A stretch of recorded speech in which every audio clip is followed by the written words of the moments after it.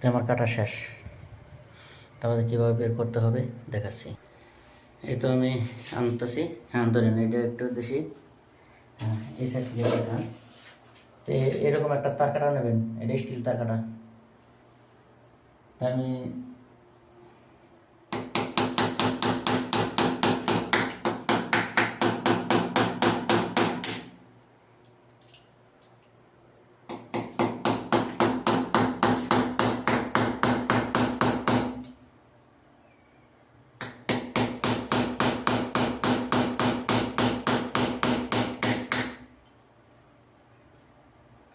দেখছেন কীভাবে শিখতে,